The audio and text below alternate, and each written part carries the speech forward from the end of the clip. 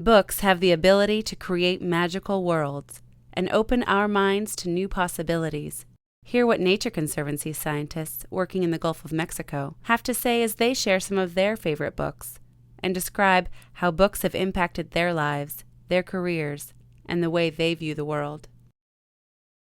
Hi, I'm Cindy Brown, Director of the Nature Conservancy's Gulf of Mexico program, and when I discovered Zora Neale Hurston's book, Their Eyes Were Watching God, 5 years ago, it affected me deeply. It's the story of a strong young woman, Janie Crawford, who, against all odds and pressures placed on her by society, finds her voice, her true love tea cake, and in the end, it seems, peace with her life and her place in the world. Janie's world is, in fact, coastal Florida, and the imagery and descriptions of nature that Hurston uses transport me to that place, where I can smell the rotting decay of the swamp, feel the beads of sweat rolling down my forehead, and, fittingly, rage in the face of the violent hurricane that threatens to destroy all that Janie had come to believe about life and love. I'm Seth Blitch with the Nature Conservancy. I'm the Coastal and Marine Conservation Director in Louisiana. The novel I selected was 100 Years of Solitude by Gabriel Garcia Marquez. It's a story of the Buendia family, and it follows them over the years. But as it turns out for me, one of the central characters in the book was nature itself, the jungle that they settled. And as their relationship with nature changed, their fortunes rose and fell as well.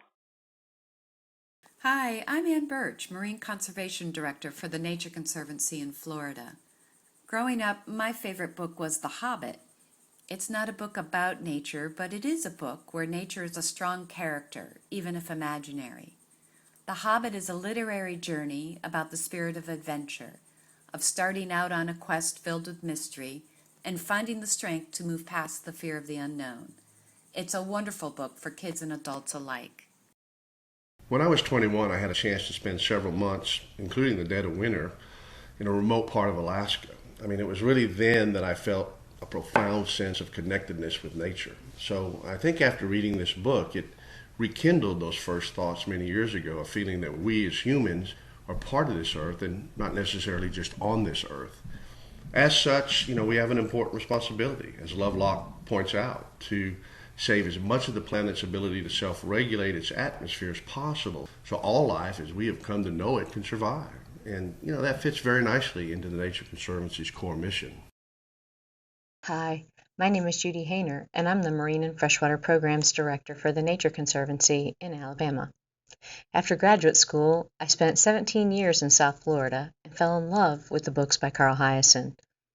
His fictional books stitch local characters with environmental fun facts into a nature-based adventure. Even though we know what to expect as the marsh recovers and what we'll find when we seine for fish, how installing a culvert can restore hydrology, each time I do it, I find something new and revel in the resilience of nature.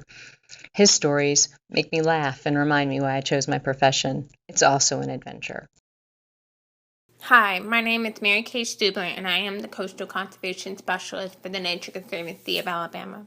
The book that I selected was written by Mark Kurlansky, titled Cod, A Biography of the Fish That Changed the World. This was one of the first books that grasped my attention and how seafood evolved as an American culture. I read this right before I began my graduate studies at the University of Rhode Island, where I was studying the concepts of marine resource management. Using cod as an example, Kurlansky wrote in a simple, creative way to explain how essential it is to manage our seafood resources to maintain our way of life along the coast.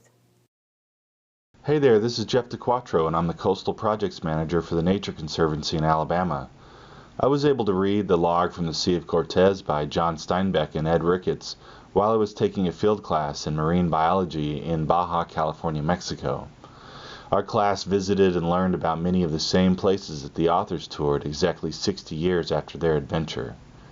This book is one of my favorite books, not only because it's a tale of scientific discovery, but because it's a story about an adventure in a land that I was also able to explore.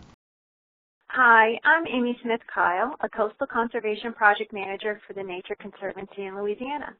One book that had a big influence on me both personally and professionally is The Beak of the Finch. I read this book in college when I was a biology major struggling to decide what direction I wanted to take with my studies, and this gave me the bug to become a field biologist. This book is an inspiring look at Peter and Rosemary Grant, scientists who studied the evolution of the beaks of the finches on the Galapagos Islands over the course of 20 years. Their research on the different species of finches shows natural selection at its finest. And if you think of it, it is also very cool to think that they are studying the same islands and birds that Darwin first discovered.